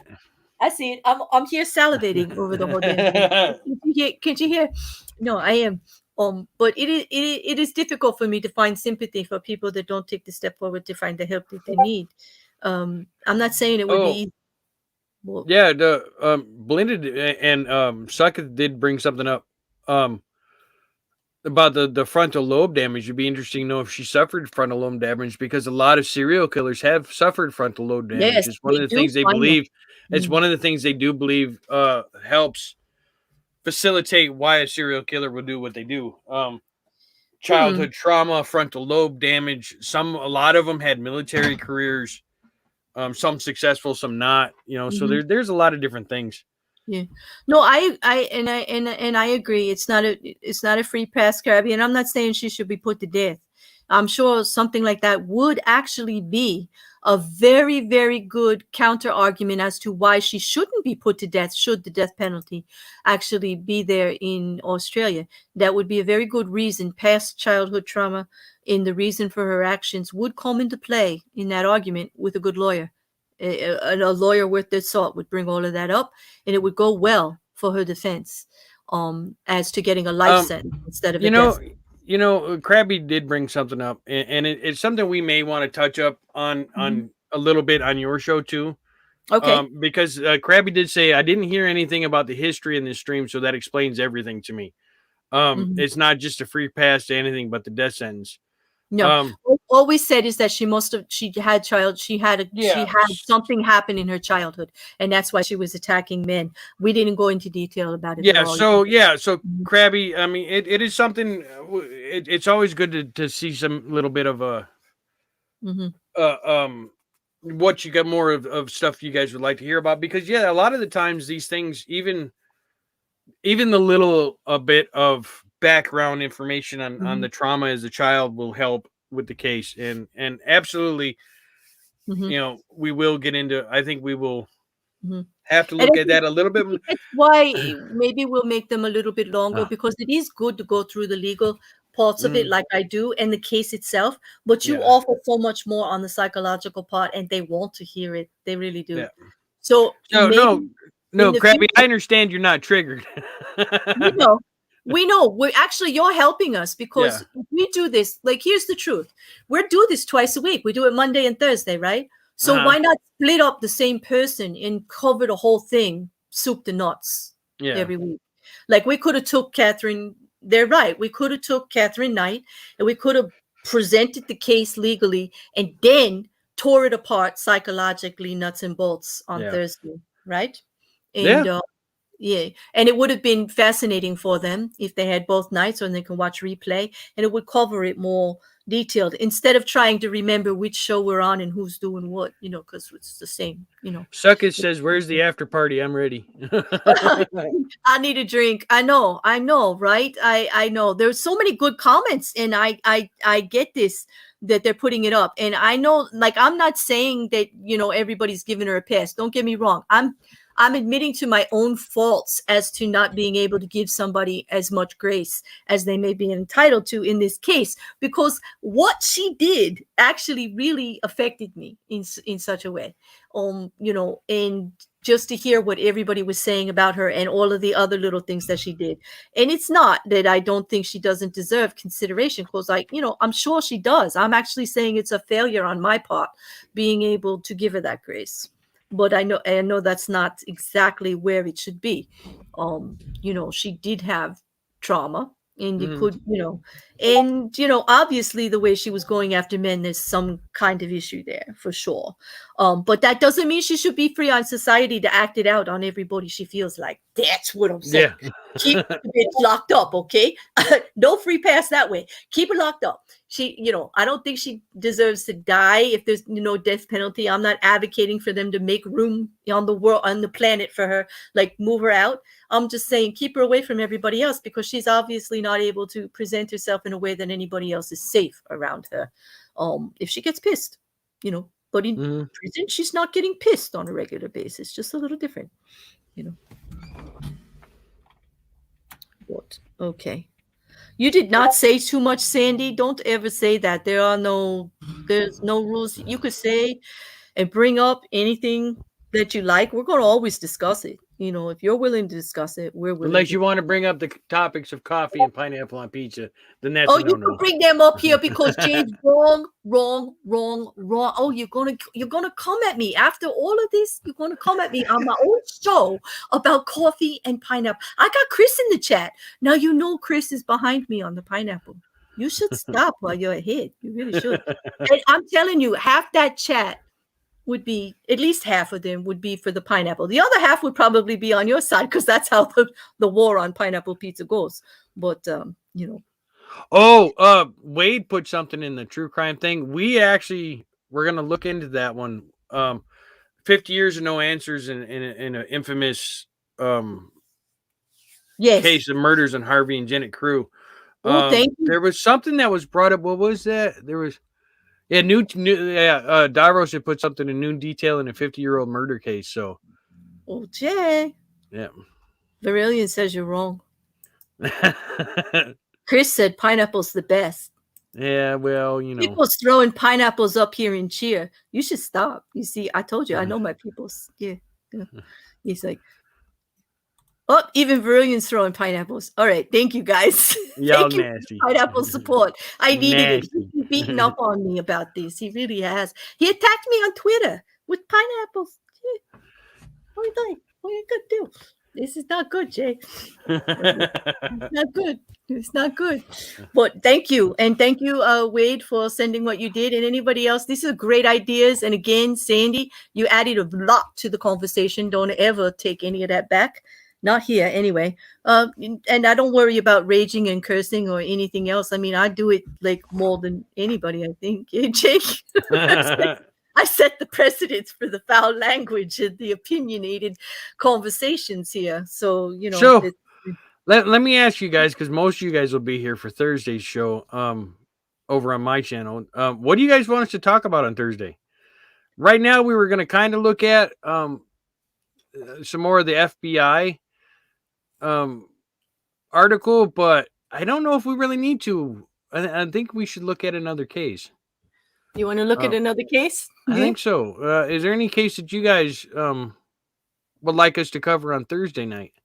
Now, mind you, let's not get somebody that's way off the deep end. We're gonna need a week to But I mean, if you want to talk, I'll tell you what.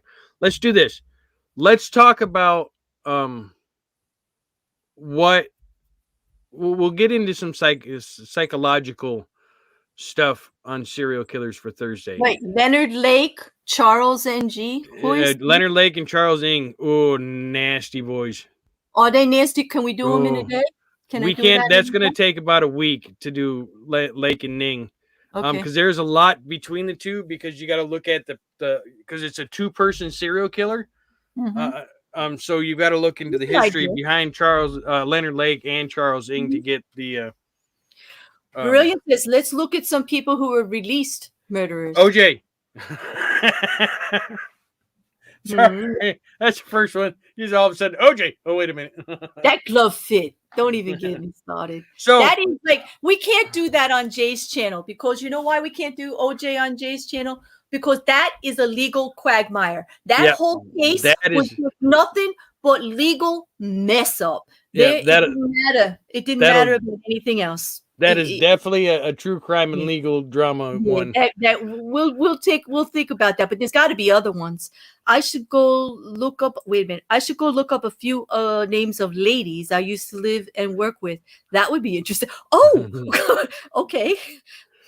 So I'll tell you what. Thursday night, we'll be at 6:30, not 7, because we got to make sure we're done before 8, because Claire's got something going on. I do. I have another AIT with something I booked like six weeks ago. So why don't Thursday on my show we'll look at some of the psychological causes of serial killers. Okay. So don't forget, we have Wednesday morning. We have the finish up of our big series conclusion of Nexium. And I'm getting a nice legal fix this week, because I get. Oh, she is. This Wednesday is gonna be Claire's show. I am gonna cover. Yeah, I'm gonna cover. I'm gonna run down just a brief rundown of what we had covered coming up, and then she's gonna take over and just berate us with all the legal stuff. She's been itching. She's been itching for weeks to get into the legal stuff. Put a word like berate in front of the legal stuff. Like, oh my gosh, I guess I do get a little over exuberant. But Beaver, I did notice you changed everything. I see you, doormat girl. Don't be sneaking in here like that, like I don't notice. Of course I did. Okay. Oh, so Krabby said there was once a woman who came off death row because she was not only abused, but killed someone, and she had an IQ under 70. Guess what reason they finally came to in the early 2000s to let her off? To just live in prison. I tutored her in ABA class. What was the reason? Okay, we have to actually guess. What do you think? I got it. Okay. premenstrual syndrome. You know? Well, let's see. No? Don't tell me, Sandy. Please. One. Okay, please tell us. Okay. I'm glad you came too, Beaver. It's nice to see you here. I would have to say, Krabby, the reason that they let her off of death row is because she wasn't mentally equipped to understand what was going on. Oh, she wasn't mentally equipped. Okay, no, of the reason I gave you. Okay, the reason that you gave me. Okay. All right. That would be my guess. She's not. She wasn't mentally equipped to understand. Because she was not only abused but killed someone, and she had an IQ of 70. Guess which reason? The IQ. The IQ, because they couldn't understand the consequences of what her actions. Yeah, that would be my guess. Yeah, and there's no self-defense law in North Carolina, so And she says exactly. So yeah, it was because she's not mentally equipped to understand what was going on. That happens a lot. That's the first thing a lawyer goes to when they're dealing with this. But of course, that didn't help Katherine. She was quite clever. Yeah, they couldn't say that about her at all. So, that's interesting. So I think on that, Jay, we got almost 2 hours. We're 8 minutes shy of 2 hours on Katherine Knight. You were so interesting. I'm kind of happy to put you to bed, though, and I hope I never think about you. Well, put this one to bed. Yeah, put her to bed, and I don't want to ever think about what she did again. It was kind of unless something else pops up in the news about her. Let's just put her to bed and not come back to this crazy broad. But really, I will look that up. I'm going to write that down. He's from New Zealand. I haven't done New Zealand, I think, yet. David Bain. I will add that to the list. My list is getting better, but I love this. I love learning new ones, And we're going to see what time is it on Wednesday morning is 7:30, I believe. 7:30. 7:30. Okay. And then what time are we going to be on your channel on Thursday? 6:30 at night. 6:30 p.m. 30, and then I'll follow again here with almost there. So back here on my channel at 8 o'clock. Well, that's the schedule for the week, everybody. And I hope that you stayed. Thank you, even though it was horrible. And I would be remiss if I did not let you guys know that next week on Friday is the return of Six Pack. It is, and I am. You know what, Chris? Don't let it go to your head. But I missed you guys. I really did. I can't wait. Can I come, please? Can I please? I hope I'm still there. Oh yeah, you're still there. Oh yeah. Okay. Well, I'm not talking. I don't know. You could be setting me up. I'm gonna wait. I've got some say on what goes on over there, so yeah, you're there. You also get pineapple and coffee, so I gotta just I don't know. I need a second opinion these days. And then and Chris says you are part of the Six Pack crew, so this is a nice compliment, Jay. We are. Go ahead. It was horribly good. It was. Thank you. That's actually a compliment because this was horrid. It was horrid. Oh my God, but it was good. And thank you. Thanks. It's a good home to be at. It's one of the best places on YouTube, no doubt. I do also have to say that next week, Cults of Conspiracy, we're going to dig into one that's really fun to look into. We're actually going to look at, was Paul McCartney replaced in 1969? This is actually fun. I know little books that have been written about this and stories. Yeah. Which is so funny because I've got a book for Christmas from my daughter. It's about conspiracies and stuff like that. And the very last one in the book is about Paul McCartney. That was fortuitous. That was really pretty cool. I thought it was funny. I'm like, the very last one in the book is Paul McCartney.